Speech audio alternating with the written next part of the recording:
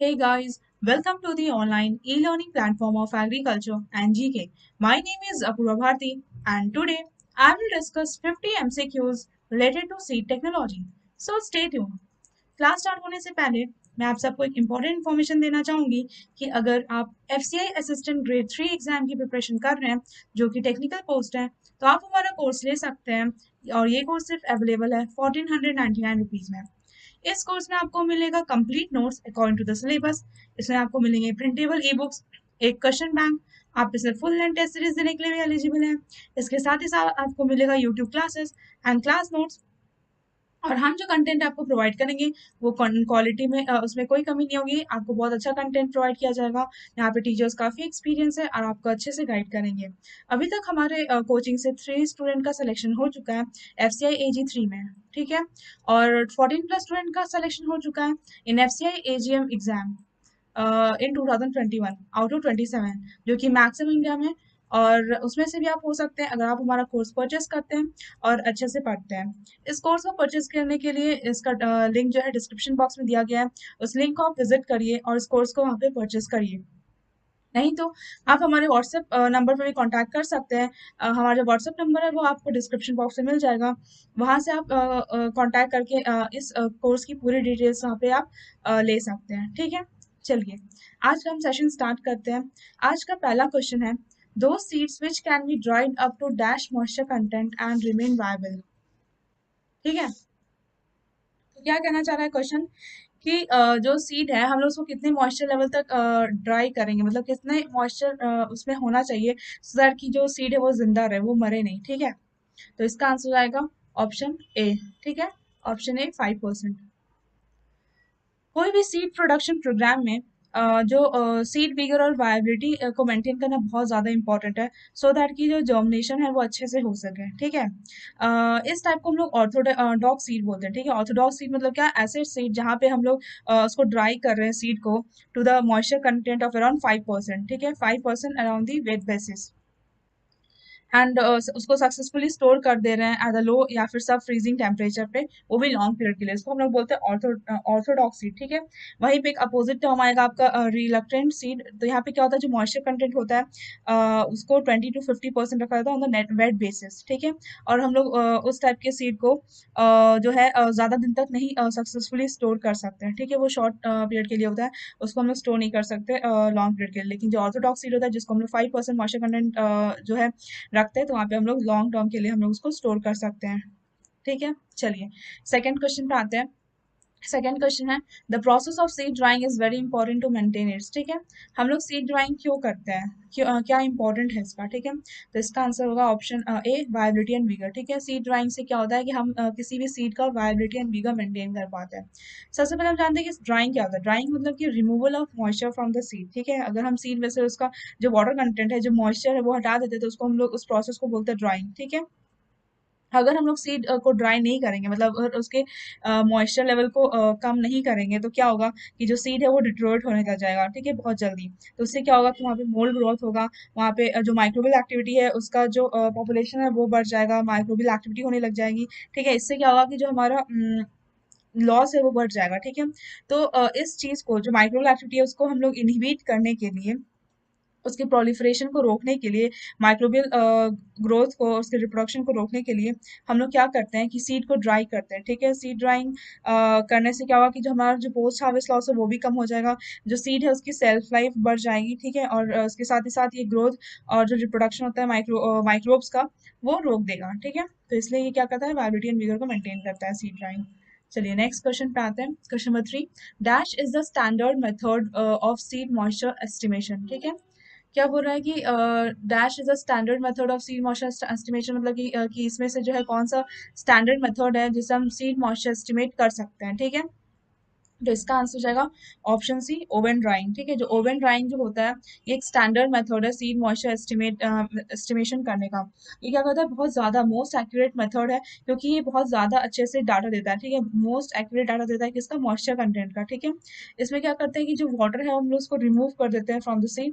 कैसे उसको रिमूव करते हैं, तो हीट करके, ठीक है। हम लोग यहाँ पे क्या करते हैं, हीटिंग प्रोसेस यूज करते हैं अंडर दी कंट्रोल कंडीशन, ठीक है। एंड कंट्रोल नहीं, कंट्रोल कंडीशन मतलब हम उसको मैनिपुलेट कर रहे हैं, जो हीटिंग है कितना हीट करना है, कितने टेम्परेचर पे कितना टाइम के लिए, वो हम लोग मैनिपुलेट कर रहे हैं, ठीक है, अंडर द कंट्रोल कंडीशन हम लोग कर रहे हैं। और यहाँ पे हम लोग क्या कर रहे हैं, वाटर को रिमूव कर रहे हैं। इसको बोलते हैं ओवन ड्राइंग। आपने पहले ओवन ड्राइंग नाम सुना होगा सॉइल में, ठीक है, सॉइल में भी हम लोग करते हैं। सॉइल में हम लोग क्या करते हैं, वहाँ पे 200 ग्राम जो है हम लोग सॉइल सैंपल लेते हैं, और फिर उसका एग्जैक्ट वेट डिटरमाइन करने के लिए क्या करते हैं, उसको ड्राई करते हैं। उसके बाद उसको temperature 105 to 110 degree Celsius for 24 hours पे उसको क्या करते हैं, उसको हम लोग हीट करते हैं। तो वो तो अलग हो गया, लेकिन ये क्या कर रहा है, सीड मॉइस्चर एस्टिमेशन करने के लिए कर रहा है, ठीक है, तो आपको कंफ्यूज नहीं होना है। नेक्स्ट क्वेश्चन है क्वेश्चन नंबर 4। क्या बोल रहा है, soil divider is used for sampling, ठीक है, जो सॉइल डिवाइडर है ये किस टाइप ऑफ सॉइल को सैंपल करने में हेल्प करता है, ठीक है, तो इसका आंसर आएगा ऑप्शन बी, लार्जर सीड, ठीक है। जो सॉइल डिवाइडर है ये मेनली लार्जर सीड्स के लिए यूज किया जाता है, ठीक है। जो सॉइल डिवाइडर ये क्या होता है, ये क्या होता है, एक सैंपल डिवाइडर जिसको हम लोग ने बनाया सो दैट कि जो ये क्या करें कि हाँ, जो हम लोग इसमें क्या करते हैं, सीट जो है वो हम लोग अच्छे से मतलब डिवाइड कर सके। तो ये क्या होता है, ये ना जिस प्रिंसिपल पे बॉर्नर डिवाइडर काम करता है, उसी प्रिंसिपल पे ये सॉइल डिवाइडर भी काम करता है, ठीक है। यहाँ पे क्या होता है, जो चैनल्स होते हैं वो अरेंज किया जाता है इन अ स्ट्रेट रो, ठीक है, स्ट्रेट रो में जो है चैनल्स को अरेंज कर दिए जाते हैं। और जो सॉइल डिवाइडर ये क्या कंसिस्ट करता है, इसमें एक हॉपर रहता है, ठीक है, विद अटैच चैनल्स, जो हमने चैनल्स को अरेंज किया है रो में, उसमें ही हॉपर अटैच रहता है, एक फ्रेमवर्क रहता है जो कि होल्ड करता है हॉपर को, ठीक है। दो रिसीविंग पैन होते हैं और एक पावरिंग पैन होता है, ठीक है। और क्या होता है, ये सुटेबल रहता है किसके लिए, बस लार्जर सीड्स के लिए और चैफी सीड्स के लिए, ठीक है। चलिए नेक्स्ट क्वेश्चन पे आते हैं। फिफ्थ नंबर क्वेश्चन है सीड इंडेक्सेस, ठीक है। यहाँ पे क्या कर रहे हैं, जो सीड इंडेक्स है वो क्या होता है, तो इसका आंसर आएगा option D, weight of 100 gram seed, ठीक है। जो सीड इंडेक्स होता है वो किसका होता है, वेट ऑफ 100 ग्राम सीड को हम लोग सीड इंडेक्स बोलते हैं, ठीक है। जो सीड इंडेक्स होता है ये मेनली हम लोग ना बोल्ड सीड के केस में लेते हैं। जो सीड इंडेक्स मेनली जो है वो बोल्ड सीड में इंक्लूड होता है। बोल्ड सीड मतलब जैसे कि मेज हो गया आपका, ठीक है, ग्राम हो गया, ये सब क्या है, बोल्ड सीड है, ठीक है। बोल्ड सीड मतलब कि जो उसके सीड साइज है ना थोड़े बड़े होंगे, साइज बड़े होंगे, तो हम लोग क्या करेंगे, इसका जो वेट लेंगे तो कम सीड में ही मतलब हो जाएगा। तो इसमें क्या होता है, वेट ऑफ 100 ग्राम सीड, ठीक है। वही अगर अगर आएगा टेस्ट वेट, तो वहाँ पे क्या होता है, 1000 ग्राम ऑफ सीड हम लोग वहाँ पे लेते हैं वेट। तो चलिए नेक्स्ट क्वेश्चन पे आते हैं। क्वेश्चन नंबर 6 कह रहा है the isolation distance for certified मेज सीड इज, ठीक है। जो आइसोलेशन डिस्टेंस होता है किसके लिए, सर्टिफाइड, ये आपको ध्यान रखना है, सर्टिफाइड। अगर यहाँ पे फाउंडेशन लिखा रहेगा तो फिर अलग हो जाएगा, तो यहाँ पे सर्टिफाइड सीड का पूछा है, वो भी किसका, मेज सीड का, ठीक है। तो इसका आंसर जाएगा ऑप्शन ए, 200 मीटर, ठीक है। सबसे पहले जो मेज है इसका साइंटिफिक नेम क्या है, जिया मेज, ठीक है। ये एक क्रॉस पॉलिनेटेड क्रॉप है। क्रॉस पॉलिनेटेड क्रॉप है तो क्या होता है, ये नेसेसरी हो जाता है इसको आइसोलेट करना, इसके सीड को आइसोलेट कर देना फ्रॉम अदर मेज फील्ड से, ठीक है। जैसे मान लीजिए कि ये एक फील्ड है, यहाँ पे हमने मेज को लगाया, ठीक है, ये क्रॉस पॉलिनेशन करता है। तो मान लीजिए बगल वाले फील्ड में अगर कोई दूसरा मेज का वेराइटी लगा होगा, ठीक है, मान लीजिए ये वेराइटी 1 है, ये वेराइटी 2 है, तो यहाँ पे क्या होगा, ये यहाँ पे क्रॉस पॉलिनेशन कर सकता है, जिससे क्या होगा कि हमारी जो जेनेटिक प्योरिटी है इस क्रॉप की, ये खराब हो जाएगी, ठीक है। तो इसलिए हम लोग यहाँ पे आइसोलेशन डिस्टेंस जो है मेंटेन करते हैं, सो दैट कि हमें इसका इसका जेनेटिक प्योरिटी और फिजिकल प्योरिटी अच्छा मिले, ठीक है, to maintain good genetic purity and physical purity, ठीक है। उसके बाद क्या अगर यहाँ पे अगर फाउंडेशन सीड रहता कि अगर आइसोलेशन डिस्टेंस फाउंडेशन सीड में कितना होता है, तो यहाँ पे आंसर आता है 400 मीटर, ठीक है। अगर यहाँ पे अगर सर्टिफाइड सीड है तो 200 मीटर डिस्टेंस रहता है, अगर फाउंडेशन सीड है तो 400 मीटर डिस्टेंस, ठीक है। एक और बात आपको ये ध्यान रखना है कि अगर यहाँ पे सेम सीड कलर रहेगा हाइब्रिड सीड का, ठीक है, मान लीजिए अगर मेज है, मेज का हम लोग हाइब्रिड सीड ले रहे हैं, अगर सेम कलर सीड कलर है तो यहाँ पे 200 मीटर डिस्टेंस मेंटेन करेंगे, ठीक है। लेकिन अगर डिफरेंट सीड कलर रहेगा मेज हाइब्रिड का, तो यहाँ पे हम लोग 3 मीटर जो है डिस्टेंस मेंटेन करेंगे, ठीक है। ये पॉइंट आपको ध्यान रखना है। सबसे इम्पोर्टेंट पार्ट यही है कि जो हम आइसोलेशन डिस्टेंस है क्यों मेंटेन करते हैं, सो दैट कि ये नेसेसरी रहे, हम इसको आइसोलेट कर सके फ्रॉम द सीड फील्ड जो कि दूसरे मेज फील्ड से आ सकता है और जो हमारी प्योरिटी को खराब कर सकता है, ठीक है। चलिए नेक्स्ट क्वेश्चन पे आते हैं। Question number 7, isolation distance for rice, ठीक है। जो आइसोलेशन डिस्टेंस है राइस में वो कितना होता है, तो इसका आंसर आएगा सी, 3 मीटर, ठीक है। जो फाउंडेशन सीड हो या फिर सर्टिफाइड सीड, ठीक है, अगर अगर हम राइस का सर्टिफाइड सीड ले या फिर हम ले इसका फाउंडेशन सीड, दोनों में जो है इसमें 3 मीटर का डिस्टेंस रखते हैं, ठीक है। 3 मीटर थोड़ा कम हो गया, क्यों ऐसा लगता है? क्योंकि जो राइस है ये हमारा सेल्फ पॉलिनेटेड क्रॉप है, ठीक है, तो ज़्यादा डिस्टेंस मेंटेन करने की जरूरत नहीं है, सेल्फ पॉलिनेटेड है, इसकी वजह से हम यहाँ पे 3 मीटर डिस्टेंस मेंटेन करते हैं in certified seed as well as foundation seed, ठीक है। और जो दूसरे एग्जाम्पल है जैसे कि वीट, बार्ली, ओट, ये सब में भी हम 3 मीटर का आइसोलेशन डिस्टेंस मेंटेन करते हैं, ठीक है, in both certified seed as well foundation seed, ठीक है। चलिए नेक्स्ट क्वेश्चन पे आते हैं। टेस्ट वेटेज, ठीक है, जैसा अभी थोड़ी देर मैंने पहले बताया था जब हम सीड इंडेक्स बात कर रहे थे कि सीड इंडेक्स हमारा 100 सीड का जो वेट होता है वो होता है, लेकिन जो हमारा टेस्ट वेट है ये क्या होता है? ये हमारा 1000 सीड का वेट होता है, तो यहाँ पे आंसर हो जाएगा option B, weight of 1000 seed, ठीक है। जो टेस्ट वेट होता है ये हम लोग लेते हैं इसके लिए स्मॉल सीड के केस में, ठीक है, जब स्मॉल सीड होता है इसके केस में हम लोग टेस्ट वेट लेते हैं। जैसे कि एग्जाम्पल हो गया, इसमें एग्जाम्पल क्या हो जाएगा? इसमें आ जाएगा जैसे कि राइस, वीट, ठीक है, राइस वीट जैसे इसके स्मॉल सीड रहता है, स्मॉल सीड रहता है, इसकी वजह से क्या होता है कि हमें ज़्यादा सीड लेने की जरूरत पड़ती है, तो यहाँ पे क्या होगा 1000 सीड, लेकिन सीड इंडेक्स में क्या था, यहाँ पे सीड जो होते हैं वो बोल्ड रहता है, थोड़े बड़े साइज के होते हैं, उसकी वजह से हमें कम सीड लेने की जरूरत होती है, जैसे कि वेट ऑफ 100 सीड वहाँ पे लेते हैं, ठीक है। और जो ये टेस्ट वेट है ये इंडिकेटर है किसका? जनरल ग्रेन क्वालिटी का, और ये मेजर क्या करता है? ग्रेन बल्क डेंसिटी, ठीक है, ये हेल्प करता है टेस्ट वेट। चलिए नेक्स्ट क्वेश्चन पे आते हैं। क्वेश्चन नंबर 9 क्या बोल रहा है? Isolation distance is necessary to, ठीक है, आइसोलेशन डिस्टेंस जो है वो क्यों नेसेसरी है? तो इसका आंसर आएगा option A, avoids cross pollination, ठीक है। आइसोलेशन डिस्टेंस हम लोग इसलिए मेंटेन करते हैं सो दैट कि जो है हमारा क्रॉस पॉलिनेशन नहीं हो। क्रॉस पॉलिनेशन से क्या होगा कि जो हमारा प्योरिटी है वो वहाँ पे इम्पैक्ट पड़ेगा, प्योरिटी हमारा क्या होगा? डिक्रीज होगा। हम कोशिश करते हैं कि हमारा जो प्योरिटी है वो 100% रहे, 100 नहीं तो 99% जो हम कोशिश करते हैं रहे, ठीक है। लेकिन अगर वो क्रॉस पॉलिनेशन होगा तो क्या होगा कि दूसरे जो दूसरे क्वालिटी जैसे इम्प्योरिटीज आ जाएंगे उस पर्टिकुलर लॉट में, सीड लॉट में, ठीक है।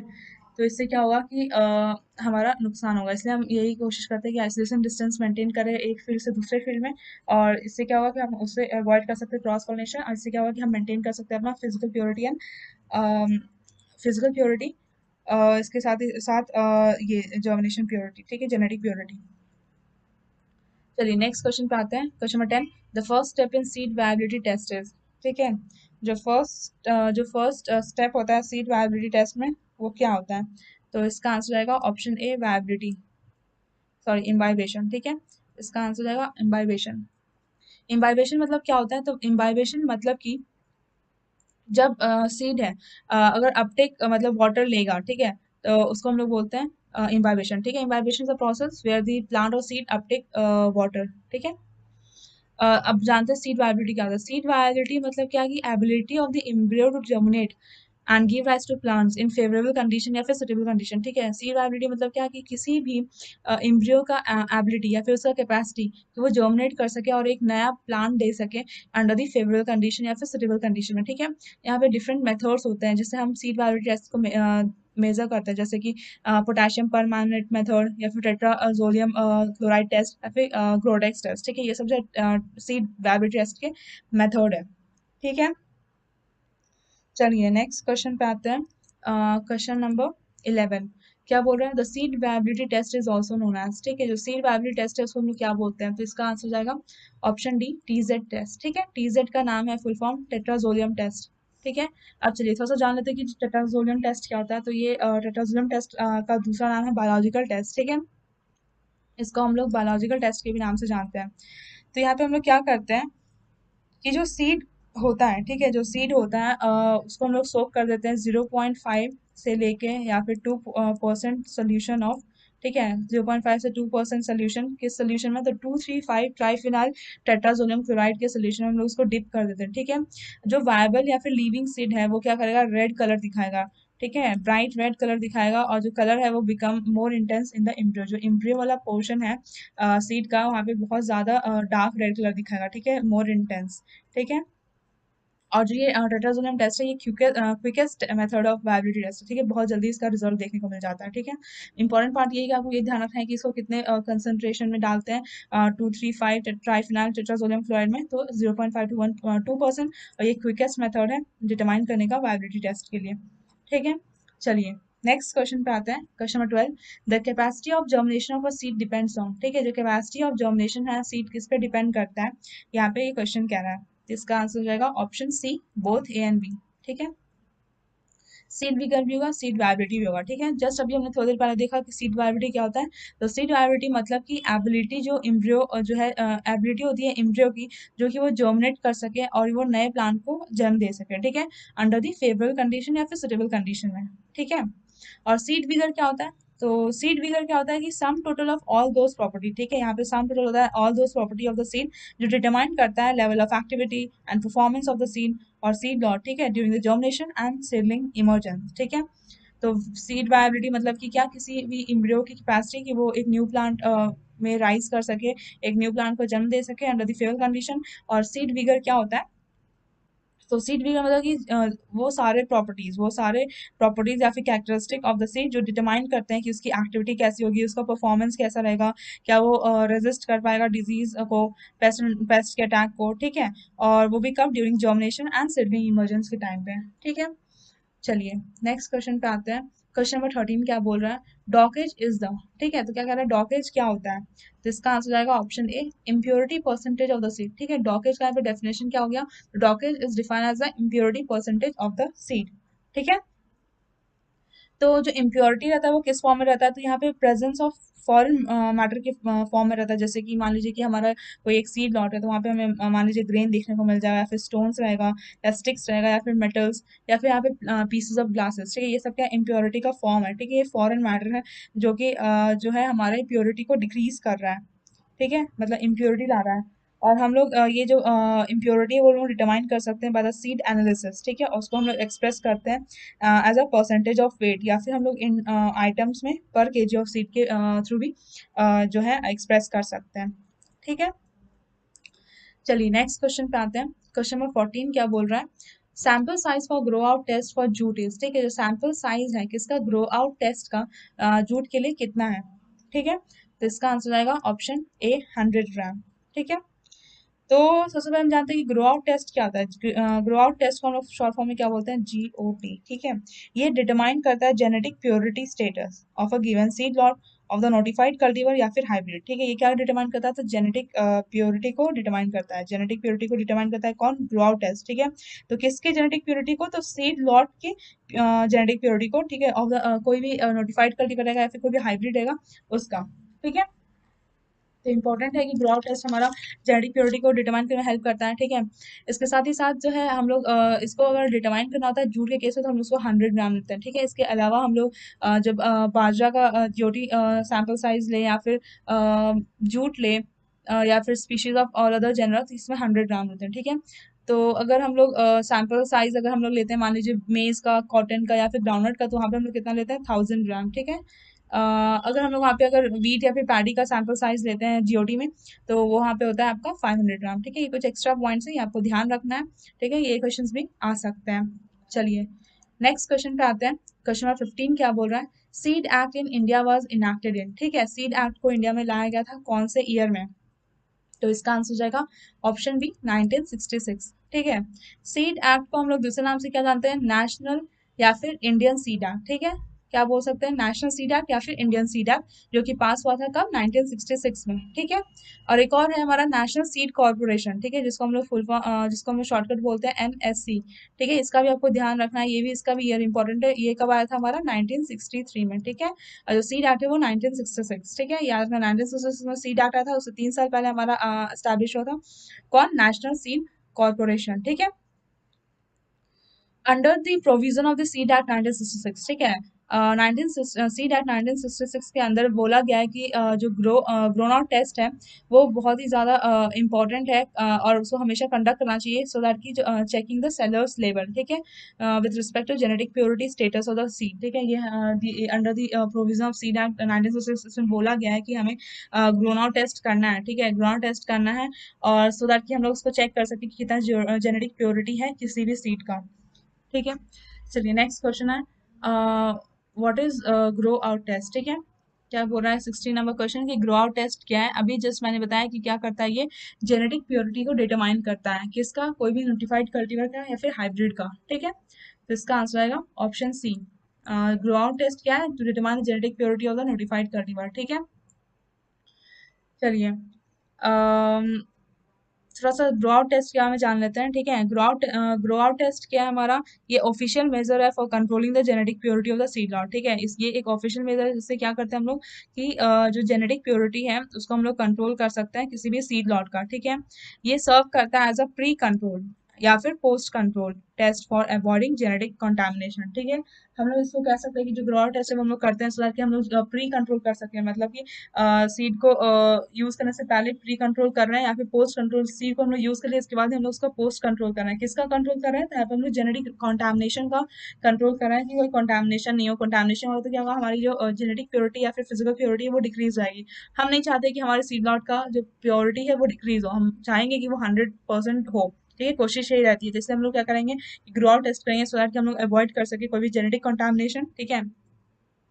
और according to official regulation in India, ठीक है, it is pre requested for the state certification of hybrids of certain species such as cotton, castor, musk melon and brinjal, ठीक है।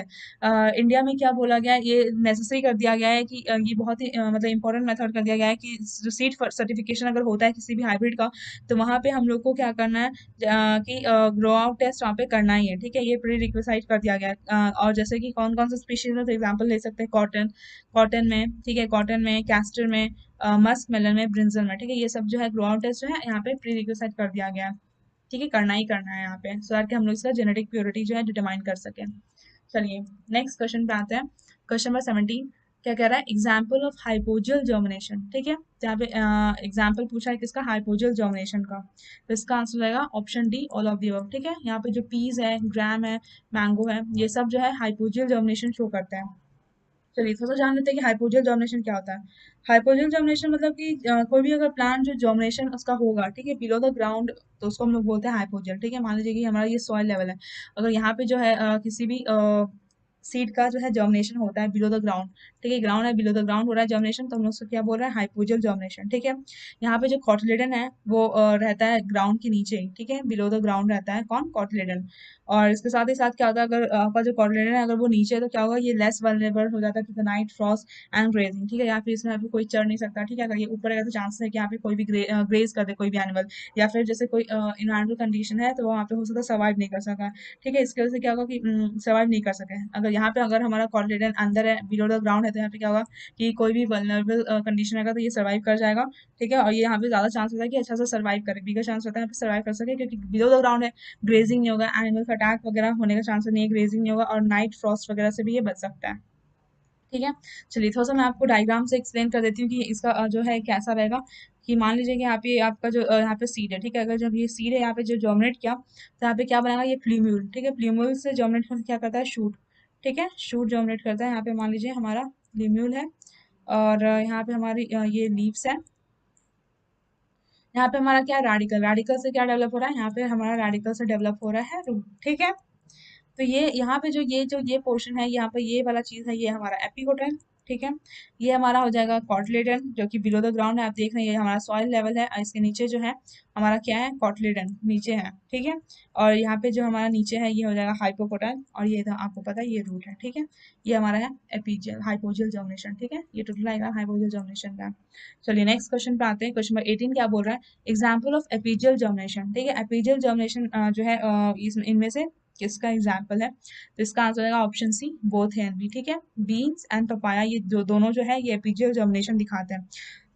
Epigeal germination क्या होता है, हाइपोजियल जर्मिनेशन का उल्टा, ठीक है। हाइपोजियल जर्मिनेशन में क्या होता है, जो हमारा जो जर्मिनेशन है वो बिलो द ग्राउंड हो रहा था, बट यहाँ पे क्या होगा, एपीजियल जर्मिनेशन जो जर्मिनेशन है किसी भी प्लांट का वो अबव द ग्राउंड होगा, ठीक है। और यहाँ पे जो जर्मिनेशन है ये क्या होगा, जर्मिनेशन जो होगा ये इससे क्या होता है, जो कॉटलेडन है वो सॉइल सरफेस के बाहर आएगा, ठीक है। वहाँ पे क्या था, ये एक तो हमारा हाइपोजियल जर्मिनेशन में क्या हो रहा था कि जो जर्मिनेशन है वो हमारा जो ग्राउंड लेवल है उसके नीचे हो रहा था, ऊपर से जो कॉटलेडन था वो भी हमारा बिलो द सरफेस मतलब बिलो द सॉइल लेयर में था। बट यहाँ पे एपिजियल जर्मिनेशन में क्या हो रहा है कि यहाँ पे हमारा जर्मिनेशन एक तो ऊपर हो रहा है, ग्राउंड से ऊपर अबव द ग्राउंड हो रहा है, इसके साथ ही साथ जो हमारा जो कॉटलेडन है वो भी हमारा सॉइल सरफेस के बाहर आ जाएगा, ठीक है। जैसे कि यहाँ पे apart from beans and papaya, castor, cotton, onion, ये सब भी जो है हमारा एपिजियल जर्मिनेशन शो करता है, ठीक है। तो मैं इसका भी डायग्राम आपको शो करती हूँ बेटर एक्सप्लेनेशन के लिए। मान लीजिए ये हमारा ग्राउंड लेवल है, ठीक है। यहाँ पे जो है यहाँ पे हमारा रूट्स है, ठीक है, रूट्स है। उसके बाद यहाँ पे जो ग्रो कर रहा है और यहाँ पे हमारा आ जाएगा कॉटलेडन, ठीक है, यहाँ पे हमारा कॉटलेडन है, ठीक है। उसके बाद ये जो है यहाँ पे जो दिया है प्यूमिल से यहाँ पे हमारा लीव्स निकलेगा, ठीक है, शूट का डेवलपमेंट होगा, और जो यहाँ पे रेडिकल था यहाँ से हमारा रूट का हुआ जर्मिनेशन, ठीक है।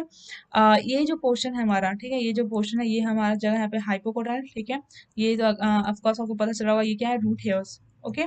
और ये जो पोर्शन है यहाँ पे ये हो जाएगा एपिकोटाइल, ठीक है। अगेन ये जो कॉटलेडन है ये कॉटलेडन है, ठीक है। यहाँ पे आप देख पा रहे हैं जो कॉटलेडन है ये हमारा अबव द ग्राउंड सरफेस है, बट यहाँ पे जो कॉटलेडन है ये हमारा बिलो द ग्राउंड सरफेस है, ठीक है। अगेन जो कॉटलेडन है वो हमारा एयर में है, बाहर है, ठीक है, ग्राउंड से ऊपर आ गया है, लेकिन जो हमारा यहाँ पे जो कॉटलेडन है ये हमारा क्या है, सॉइल में ही है, ठीक है, नीचे है, ग्राउंड लेवल पे, ग्राउंड लेवल के नीचे, ठीक है। चलिए नेक्स्ट क्वेश्चन पे आते हैं। क्वेश्चन नंबर 19 क्या बोल रहा है, the state seed corporation of Haryana was establish in, ठीक है। जो स्टेट सीड कॉर्पोरेशन है किसका, हरियाणा का, वो कब स्टैब्लिश हुआ था, ये यहाँ पे क्वेश्चन है, तो इसका आंसर आएगा ऑप्शन डी 1974, ठीक है। 1974 में स्टैब्लिश किया गया था state seed corporation of Haryana. चलिए नेक्स्ट क्वेश्चन पे आते हैं। Question number 20, what is the colour tag of certified seed, ठीक है। जो सर्टिफाइड सीड होते हैं उसका जो कलर टैग होता है वो कौन से कलर का होता है, वो क्वेश्चन कह रहा है। तो यहाँ पे आंसर जाएगा क्या, एज्योर ब्लू, ठीक है, या फिर आप इसको हम बस ब्लू भी बोल सकते हैं, अगर एज्योर नहीं रहेगा तो ब्लू, ठीक है, नहीं तो एज्योर ब्लू, ये हमारा कलर टैग रहता है सर्टिफाइड सीड में, ठीक है। चलिए नेक्स्ट क्वेश्चन पे आते हैं। क्वेश्चन नंबर 21 क्या बोल रहा है, registered seed is also known as, ठीक है। जो रजिस्टर्ड सीड होता है इसको हम लोग और दूसरे नाम से क्या जानते हैं, ठीक है, तो इसको हम लोग फाउंडेशन सीड से जानते हैं, तो इसका आंसर जाएगा ऑप्शन डी फाउंडेशन सीड, ठीक है। Registered seed is also known as foundation seed, ठीक है। चलिए थोड़ा सा रजिस्टर्ड सीड के बारे में जान लेते हैं। जो रजिस्टर्ड सीड होता है ये प्रोड्यूस होता है फ्रॉम दी फाउंडेशन सीड या फिर रजिस्टर्ड सीड, ठीक है। दो तरीके सीड से जो है रजिस्टर्ड सीड प्रोड्यूस होता है, कौन कौन से सीड से, तो फाउंडेशन सीड या फिर रजिस्टर्ड सीड इटसेल्फ से, ठीक है, मतलब खुद रजिस्टर्ड सीड से या फिर फाउंडेशन सीड से, ठीक है। ये जो है यहाँ पे हमें सेटिस्फैक्टरी जेनेटिक या फिर genetic purity, genetic identity and purity देता है, ठीक है। और इंडिया में जो है जनरली इसको अवॉइड किया जाता है, रजिस्टर्ड सीड को जनरली जो है अवॉइड किया जाता है, एंड जो सर्टिफाइड सीड है वो प्रोड्यूस होता है directly from the foundation seed, कहाँ पे, इंडिया में। आपको ध्यान रखना है कि जब इंडिया में है जो है सर्टिफाइड सीड जो है वो प्रोड्यूस होता है directly from the foundation seed, ठीक है। यहाँ पे आप थोड़ा सा ध्यान देने वाली बात है कि इसका जो कलर टैग है वो कौन से कलर का होता है, पर्पल या फिर ऑरेंज कलर टैग आपको देखने को मिलेगा, किसका, तो रजिस्टर्ड सीड का, ठीक है। सर्टिफाइड सीड का कौन सा कलर का देखने को मिलेगा, तो ब्लू, ठीक है, जैसा अभी पहला वाला क्वेश्चन में डिस्कस किया था। चलिए नेक्स्ट क्वेश्चन पे आते हैं। Question 22, which is the progeny of registered seed, ठीक है। गिवन ऑप्शन में से जो है कौन सा जो है प्रोजीनी है रजिस्टर्ड सीड का, ठीक है, तो यहाँ पे आंसर जाएगा option A certified seed. Certified seed जो है is the progeny of registered seed, ठीक है। चलिए थोड़ा सर्टिफाइड सीड के बारे में जान लेते हैं। सर्टिफाइड सीड जो है वो प्रोजीनी है किसका, आइदर रजिस्टर्ड सीड और फाउंडेशन सीड और सर्टिफाइड सीड इटसेल्फ, ठीक है। इसके पास भी satisfactory genetic identity and purity रहता है, ठीक है। ये अप्रूव किया जाता है by the state seed certifying agency, ठीक है। बहुत इंपॉर्टेंट पॉइंट है कि जो सर्टिफाइड सीड है वो कौन सर्टिफाई करता है, तो कौन सर्टिफाई करता है, तो स्टेट सीड सर्टिफाइंग एजेंसी जो है ये अप्रूव करता है, ठीक है, सर्टिफाइड करता है, अप्रूव करता है, सर्टिफाई करता है, कौन, स्टेट सीड सर्टिफाइंग एजेंसी, ठीक है। सबसे इंपॉर्टेंट है कि इसका कलर कौन सा रहता है सर्टिफाइड सीड का, तो ब्लू कलर टैग जो है आपको देखने को मिलेगा, ठीक है। और जो फाउंडेशन सीड है हमारा, तो फाउंडेशन सीड क्या है, प्रोजीनी ऑफ ब्रीडर सीड, ठीक है। फाउंडेशन सीड क्या है, प्रोजीनी ऑफ ब्रीडर सीड, और सर्टिफाइड सीड है वो प्रोजीनी है रजिस्टर्ड सीड का। चलिए नेक्स्ट क्वेश्चन पे आते हैं। क्वेश्चन नंबर 23 क्या बोल रहा है, नेशनल सीड कॉर्पोरेशन प्रोड्यूसेस, ठीक है। जो नेशनल सीड कॉर्पोरेशन है वो क्या प्रोड्यूस करता है, तो इसका आंसर क्या हो जाएगा, इसका आंसर जाएगा ऑप्शन बी फाउंडेशन सीड, ठीक है। जो नेशनल सीड कॉर्पोरेशन है यही प्रोड्यूस करता है फाउंडेशन सीड, ओके। जो फाउंडेशन सीड है ये प्रोजीनी है ब्रीडर सीड का, ठीक है। अभी मैंने थोड़ी देर पहले यही बताया था कि जो फाउंडेशन सीड है क्या है, प्रोजीनी है ब्रीडर सीड का। इसको हम लोग मदर सीड से भी जानते हैं, ठीक है, it is also known as mother seed. ये जो फाउंडेशन सीड है ये सोर्स है रजिस्टर्ड सीड का एंड सर्टिफाइड सीड क्लासेस का, ठीक है। दो का सोर्स है, किसका किसका, तो registered and certified seed classes का जो है सोर्स है, ठीक है। ये जेनेटिकली जो है ये 99% 99.9% जो है ये प्योर रहता है, लेकिन फिजिकल प्योरिटी हो सकता है 98% जो है हम लोग अकाउंट में ले सकते हैं, ठीक है। और जो फाउंडेशन सीड है ये mainly produce by the national seed corporation, ठीक है, जो कि हमारा क्वेश्चन था कि national seed corporation produces the foundation seed, ठीक है। चलिए नेक्स्ट क्वेश्चन पे आते हैं। क्वेश्चन नंबर 24 क्या बोल रहा है कि foundation seed has dash certified tag colour, ठीक है। जो फाउंडेशन सीड होता है इसका कौन सा सर्टिफाइड टैग कलर होता है, ठीक है, तो इसका आंसर हो जाएगा ऑप्शन ए वाइट, ठीक है। फाउंडेशन सीट का वाइट कलर टैग होता है, ठीक है। अगेन अभी मैंने डिस्कस किया था कि फाउंडेशन सीट क्या होता है। इसको ये जो प्रोजीनी है ब्रीडर सीट का, और it is also known as mother seed, ठीक है। ये सोर्स है किसका registered and certified seed classes का, और 99.9% जो है यहाँ पे जेनेटिकली प्योरिटी देखने को मिलती है, ठीक है। यहाँ तो आपको ध्यान रखना है कि नेशनल सीड कॉर्पोरेशन जो है ये क्या प्रोड्यूस करता है, फाउंडेशन सीड। चलिए नेक्स्ट क्वेश्चन पे आते हैं। क्वेश्चन 25 क्या बोल रहा है, national seed corporation was founded in, ठीक है। जो नेशनल सीड कॉर्पोरेशन था वो किस ईयर में फाउंड किया गया था, तो इसका आंसर आएगा ऑप्शन डी 1963, ठीक है। जो नेशनल सीड कॉर्पोरेशन है इसको स्टैब्लिश किया था 1963 में। इसका मेन ऑब्जेक्टिव क्या था कि प्रमोट करना डेवलपमेंट ऑफ सीड इंडस्ट्री को, ठीक है, इन इंडिया। तो मेन ऑब्जेक्टिव क्या था नेशनल सीड कॉर्पोरेशन को कॉर्पोरेशन का कि प्रमोट करना, डेवलप करना, किस क्या डेवलप करना, तो सीड इंडस्ट्री को डेवलप करना इन इंडिया, ठीक है। इसके साथ ही साथ ये प्रोड्यूस करता है, सप्लाई करता है foundation seed of various crop, ठीक है। दो ऑब्जेक्टिव था नेशनल सीड कॉर्पोरेशन का, ठीक है, स्टैब्लिश किया 1963 में। चलिए नेक्स्ट क्वेश्चन पे आते हैं।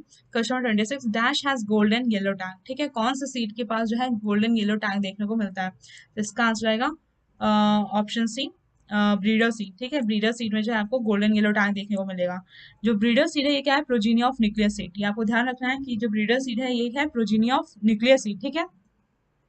इसके साथ ही साथ जो है हम ब्रीडर सीड यूज करते हैं to produce the foundation seed, ठीक है। ब्रीडर सीड को हम यूज करते हैं फाउंडेशन सीड को प्रोड्यूस करने में।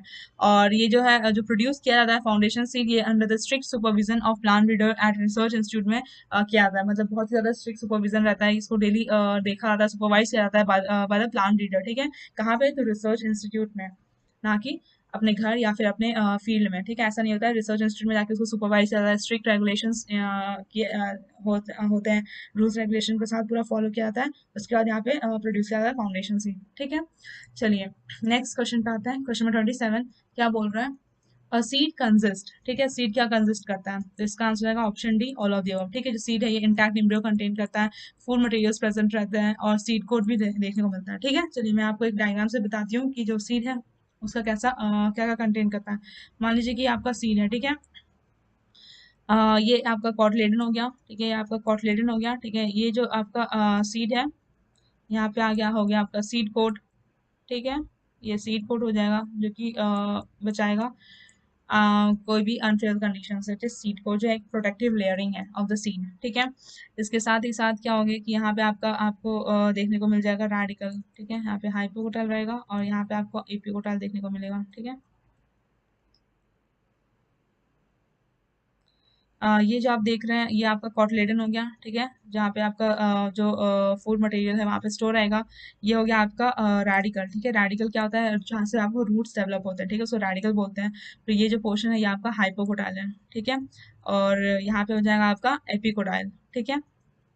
एपिकोटाइल जो है, ठीक है, ये आपका क्या है, ये एम्ब्रियो है, ठीक है। और सीड के अंदर रहता है एम्ब्रियो, ठीक है। यहाँ पे आपको देखने को मिल गया एम्ब्रियो, फूड मटेरियल्स मतलब कॉटलेडन प्रेजेंट है, ठीक है, और सीड कोड तो प्रेजेंट है ही, ठीक है। इसलिए यहाँ पे हो जाएगा answer all of the above.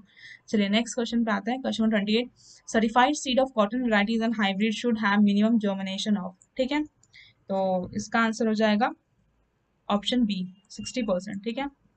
यहाँ पे क्वेश्चन क्या कहता है कि अगर हम कोई भी अगर हम कोई भी कॉटन वेराइटीज लेते हैं या फिर हाइब्रिड कॉटन वेराइटी लेते हैं, तो क्या होगा कि वो सर्टिफाइड क्या रहेगा, ठीक है। सर्टिफाइड सीड लेते हैं किसका, कॉटन वेराइटी का और हाइब्रिड वेराइटी, तो उसका मिनिमम जर्मिनेशन परसेंटेज कितना होना चाहिए, ठीक है, सो दैट वो जर्मिनेट कर सके। तो इसका आंसर आएगा 60%, ठीक है। 60% जो वो हमारा मिनिमम जर्मिनेशन परसेंटेज होना चाहिए किसमें, कॉटन में, सर्टिफाइड सीड ऑफ कॉटन में, ठीक है।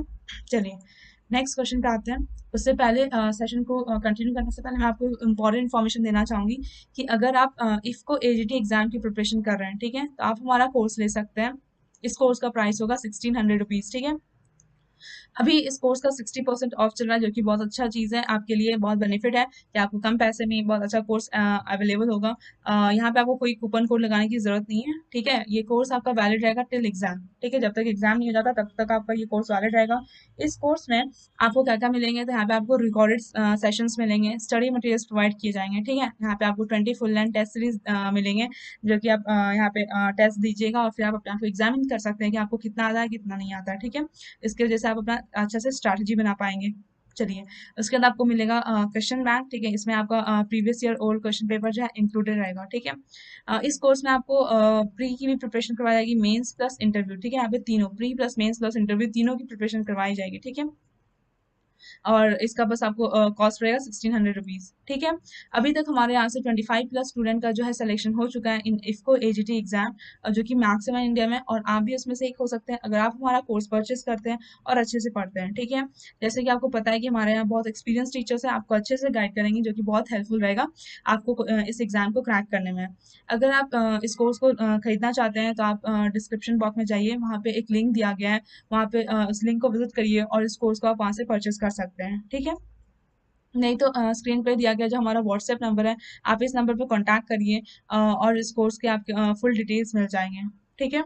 चलिए, अब हम अपना सेशन कंटिन्यू करते हैं। नेक्स्ट क्वेश्चन हमारा 29 number, the rudimentary root of the seed और seedling that forms the primary root of the young plant is called as, ठीक है।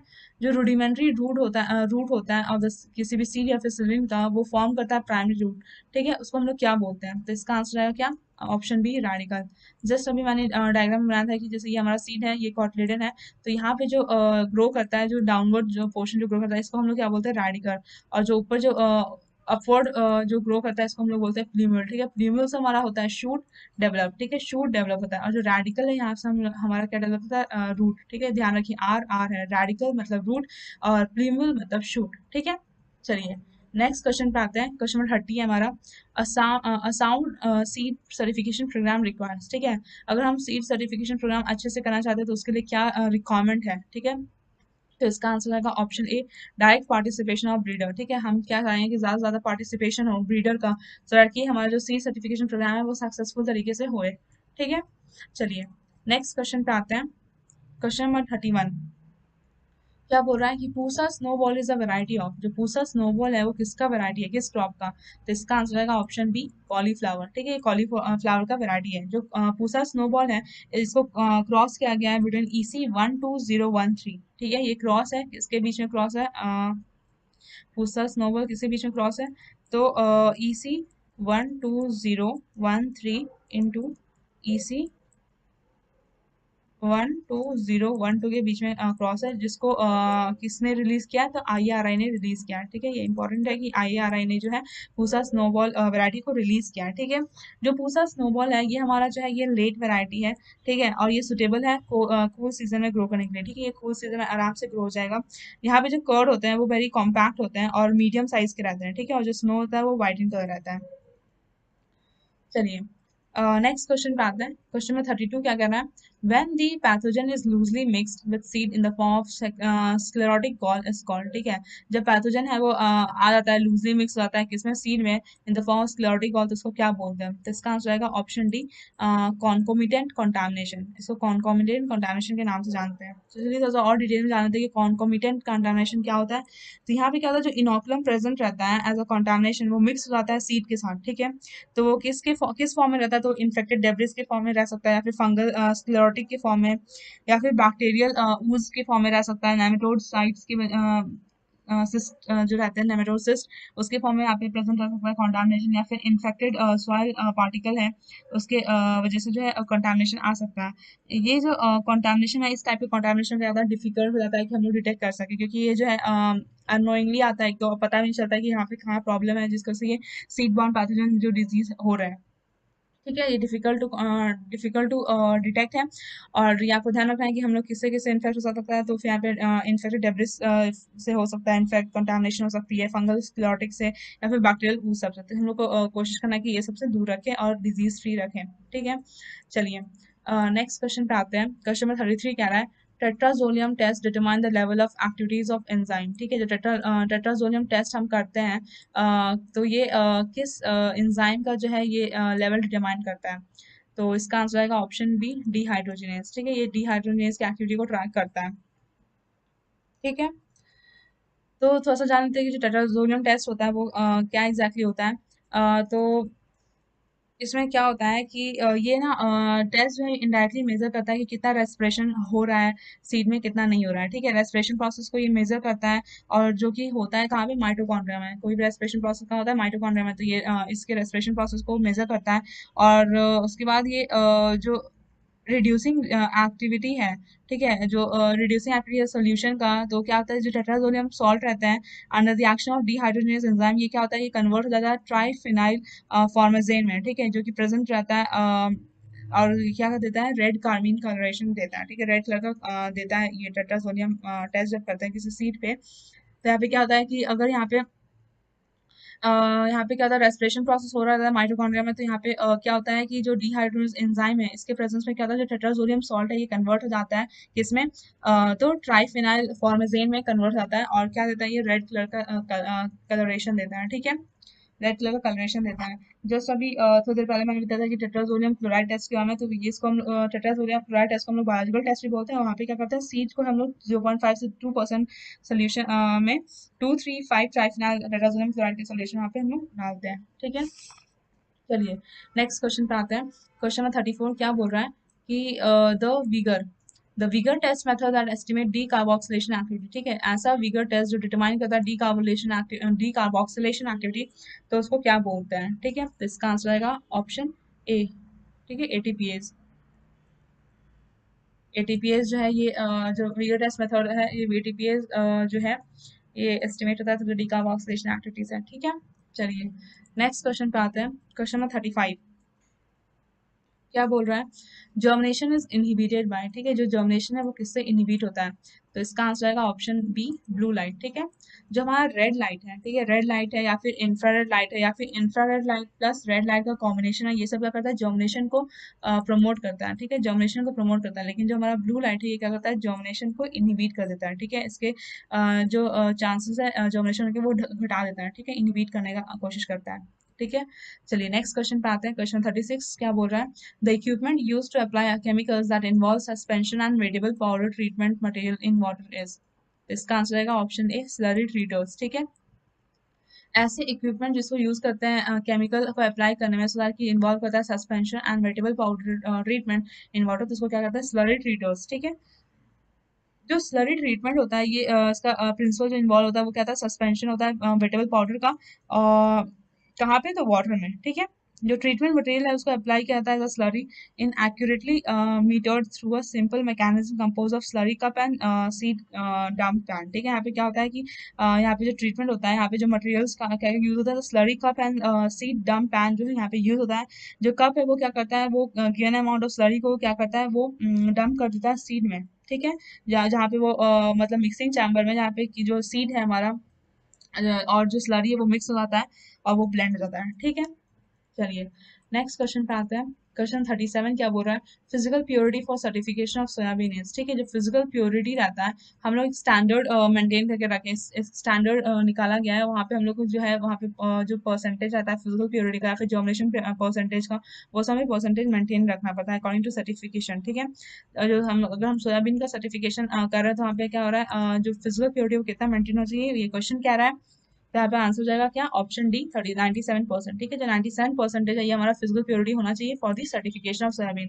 अगर 97% फिजिकल प्योरिटी नहीं है सोयाबीन में, तो यहाँ पे इसका सर्टिफिकेशन प्रोसेस जो है वो नहीं हो पाएगा और रुक जाएगा। अगर 97% अगर जो है हमारा जो स्टैंडर्ड के अकॉर्डिंग मीट कर रहा है, तभी हमारा वहाँ पे सर्टिफिकेशन प्रोसेस होगा। चलिए नेक्स्ट क्वेश्चन पे आते हैं। Question 38, difference between seed and grain, ठीक है, यहाँ पे क्या कह रहा है, जो सीड और ग्रेन है इसमें क्या डिफरेंस है, तो इसका आंसर आएगा ऑप्शन सी, जेनेटिक प्योरिटी, ठीक है। हम यहाँ पे जेनेटिक प्योरिटी के बेसिस पे सीड एंड ग्रेन को जो है यहाँ पे डिफरेंशिएट कर सकते हैं, ओके। तो चलिए थोड़ा सा और डिफरेंस जान लेते हैं कि सीड और ग्रेन में क्या डिफरेंस है। सीड है, जो सीड है हमारा, ये हमारा शुड बी वायबल, ठीक है, हमें ये वायबल होना चाहिए, ठीक है, मतलब ये कैपेबल होना चाहिए कि न्यू प्लांट में राइज कर सके, लेकिन वही ग्रेन है ये जरूरी नहीं कि वायबल हो कि नहीं, लेकिन सीड शुड बी वायबल, ठीक है। जो सीड है हमारा ये maximum genetic and physical purity देता है, ठीक है, बट ग्रेन के केस में ऐसा नहीं है।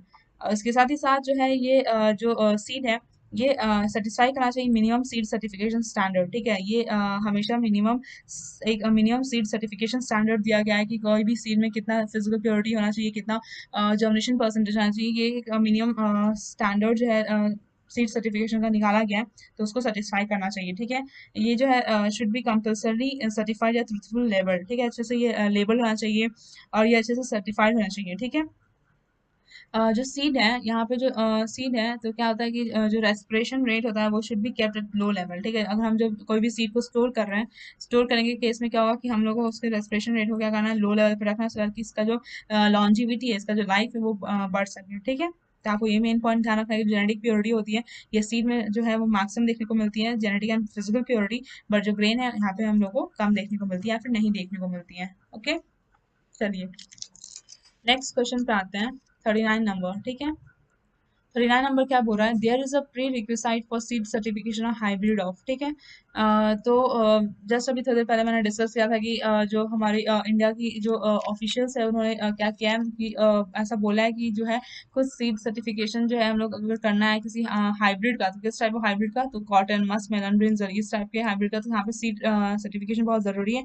इसके साथ ही साथ हम लोग को जीओटी टेस्ट करना है, मतलब ग्रो आउट टेस्ट करना है, सो दैट कि हम लोग इसका जो जेनेटिक प्योरिटी है वो डिटरमाइन कर सके, ठीक है। तो इसका आंसर क्या हो जाएगा, option D, all of the above, ठीक है। There is a prerequisite of the seed certification hybrid of the cotton, musk, melon, brinjal, ठीक है, इसलिए ऑल ऑफ द अबव, ठीक है। चलिए नेक्स्ट क्वेश्चन पे आते हैं। क्वेश्चन नंबर 40 क्या बोल रहा है, seed code is derive from which of the following, ठीक है। जो सीड कोड है वो किससे डिराइव हुआ है, ये यहाँ पे क्वेश्चन कह रहा है। तो यहाँ पे क्या हो जाएगा आंसर, ऑप्शन बी, ठीक है, टेस्टा। जो सीड कोड है ये टेस्टा से जो है ये डिराइव हुआ है, ठीक है। चलिए नेक्स्ट क्वेश्चन पे आते हैं। क्वेश्चन नंबर 41 क्या बोल रहा है, seed meant for generation distribution to the farmers for commercial seed production is, ठीक है। ऐसे सीड जो कि जनरेट किया जाता है, जिसको प्रोड्यूस किया जाता है, सो दैट कि हम लोग इसको फार्मर को दे सकें फॉर द कमर्शियल पर्पस, ठीक है। तो उसको हम लोग क्या बोलते हैं, तो इसका आंसर आएगा ऑप्शन डी, सर्टिफाइड सीड, ठीक है। अगेन सर्टिफाइड सीड का मैंने अभी डिस्कस किया था कि जो सर्टिफाइड सीड है ये प्रोजीनी है, इधर रजिस्टर्ड सीड या फिर फाउंडेशन सीड या फिर सर्टिफाइड सीड इटसेल्फ, ओके। इसके पास क्या होता है, सेटिस्फैक्ट्री आपको genetic and genetic identity and purity आपको देखने को मिलेगा, ठीक है। ये अप्रूव करता है और सर्टिफाई करता है कौन, तो स्टेट सीड सर्टिफाइंग एजेंसी जो इसको अप्रूव करता है या फिर सर्टिफाई करता है। और आपको ये ध्यान रखना है कि जो इसका जो कलर टैग है ये कौन से कलर का है, तो ब्लू, ये ब्लू कलर का टैग का होता है, ठीक है। और जो सर्टिफाइड सीड है इसी को हम फार्मर को डिस्ट्रीब्यूट करते हैं, सो दैट कि वो अपना कमर्शियल सीड प्रोडक्शन और कमर्शियल लेवल पे हो सके, ठीक है। चलिए नेक्स्ट क्वेश्चन पे आते हैं। क्वेश्चन नंबर 42 क्या बोल रहा है, free from inert matter and defective seeds are known as, ठीक है। ऐसे सीड जो इनर्ट मैटर या फिर फॉरेन पार्टिकल से जो है वो फ्री है, उसमें नहीं है कोई मतलब इनर्ट मैटर या फिर फॉरेन पार्टिकल, जैसे कि कोई भी अदर सीड हो गया, अदर ग्रेन हो गया, या फिर हम लोग बोल सकते हैं कोई भी पीसेस ऑफ ग्लास या फिर कोई भी मटेरियल जो कि हमारे प्योरिटी को डिक्रीज कर रहा है, ठीक है, वो उस सीड में नहीं है। कोई भी वो सीड जो है वो डिफेक्टिव भी नहीं है, ठीक है, वो एकदम हेल्दी सीड है एंड वायबल सीड है विद फुल विगर है।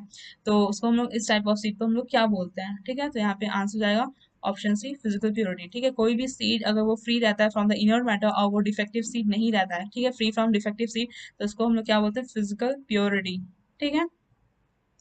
चलिए नेक्स्ट क्वेश्चन पे आते हैं। क्वेश्चन नंबर 33 क्या बोल रहा है, TZ test colour of the tissue living tissue of seed change to, ठीक है। जो अगर हम टीजेड टेस्ट करते हैं, टीजेड टेस्ट मतलब क्या कि टेट्रा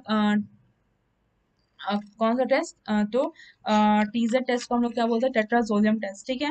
इसको हम लोग बायोलॉजिकल टेस्ट भी बोलते हैं। तो ये कौन सा कलर देता है, तो इसका आंसर क्या होगा, ऑप्शन ए, रेड कलर, ठीक है। तो टेट्राजोलियम टेस्ट क्या होता है, इसको मेनली जो सीड्स है उसको सोक किया जाता है, उसको भिंगोया जाता है 0.5 to 2% of 235 triphenyl tetrazolium chloride के सोल्यूशन में, ठीक है। और जो वायबल सीड रहेगा या फिर जो लिविंग सीड रहेगा वो रेड कलर देगा, और जो कलर जो है वो ज्यादा इंटेंस, आपको मोर डार्क देखने को मिलेगा अराउंड द एम्ब्रियो, ठीक है। ये बहुत ज्यादा क्विकेस्ट मेथड है वायबिलिटी टेस्ट करने का, ठीक है। आपको ध्यान रखा कि अदर मेथड्स भी होता है सीड वायबिलिटी टेस्ट करने का, मेनली ध्यान रखना जो टीजेड टेस्ट है, टेट्राजोलियम टेस्ट जो है वो मेनली जो है ये हम सीड वायबिलिटी को जो है टेस्ट करते हैं, ठीक है। अदर मेथड क्या आ जाएगा, पोटेशियम परमैंगनेट मेथड या फिर ग्रोडेक्स टेस्ट, ठीक है, ये सभी जो हम इससे भी करते हैं मेजर सीड वायबिलिटी। चलिए नेक्स्ट क्वेश्चन क्या है हमारा, नेक्स्ट क्वेश्चन है, foundation seed is the progeny of, ठीक है। क्वेश्चन नंबर 44 क्या कहता है, जो फाउंडेशन सीड है वो किसका प्रोजीनी है, ठीक है। तो इसका आंसर क्या हो जाएगा, ऑप्शन सी, ब्रीडर सीड, ठीक है। जो foundation seed is the progeny of breeder seed, ठीक है। थोड़ा सा फाउंडेशन सीड क्या हमें जान लेते हैं। फाउंडेशन सीड क्या होता है? फाउंडेशन सीड जो है ये हमारा प्रोजीनी है ब्रीडर सीड का, इसको हम लोग मदर सीड भी बोलते हैं, ठीक है। ये हमारा सोर्स है किसका? रजिस्टर्ड सीड का एंड सर्टिफाइड सीड का, ठीक है।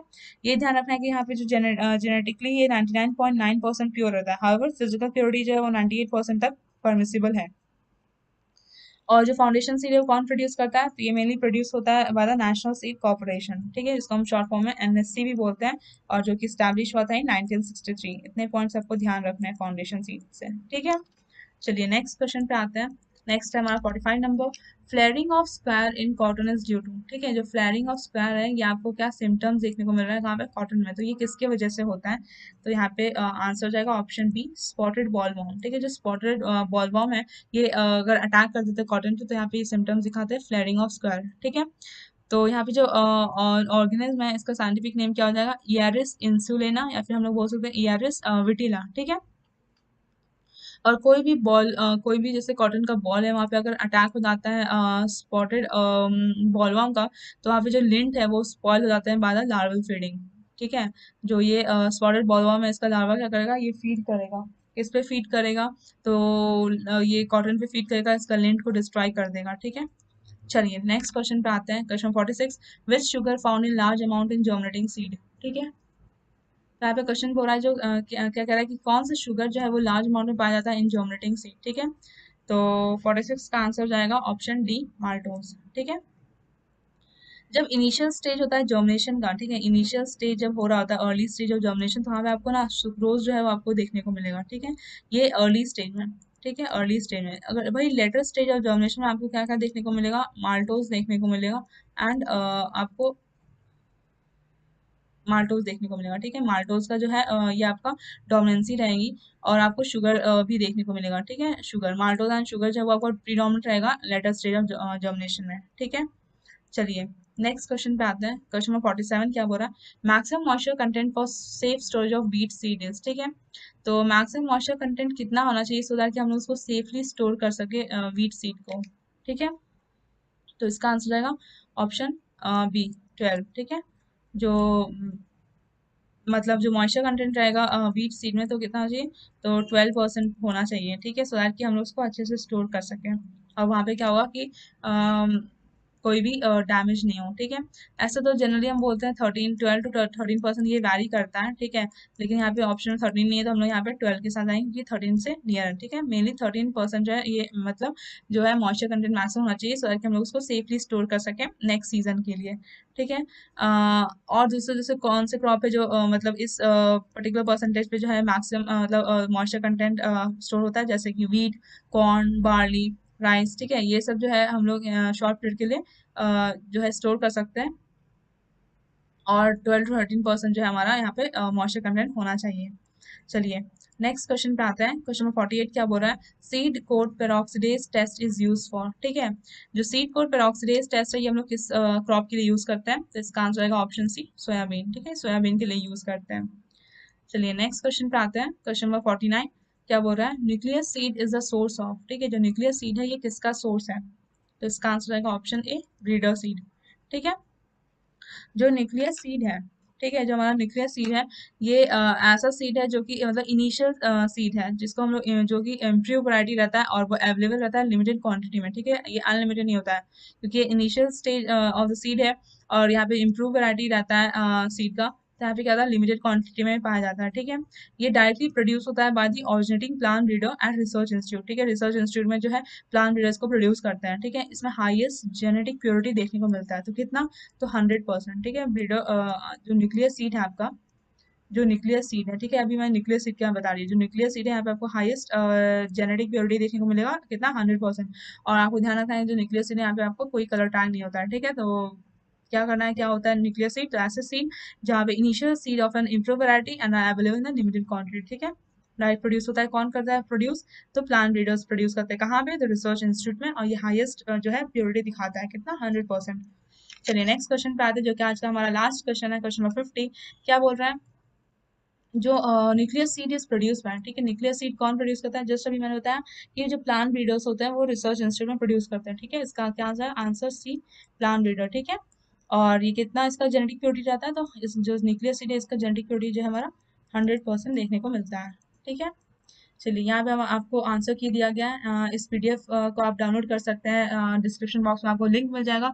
वहाँ पे आप इसको क्वेश्चन को प्रैक्टिस करिए, जितना भी डाटा वाले क्वेश्चंस है उसका आप अलग से नोट्स बनाइए, उसको डेली रिवाइज करिए, तभी आपको अच्छा से हो पाएगा। ठीक है।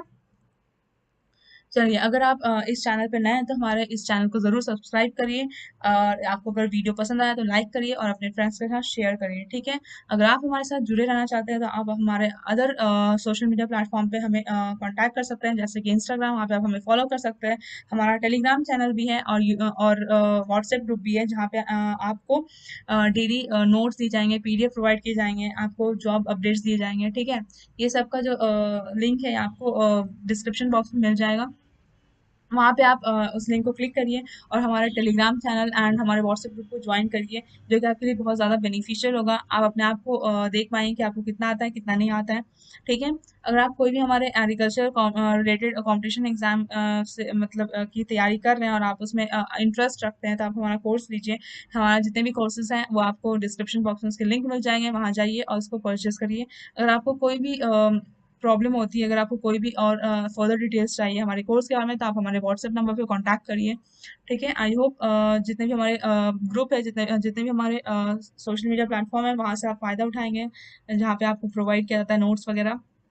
ठीक है। चलिए, आज के लिए इतना ही, मिलेंगे नेक्स्ट क्लास में। Thank you.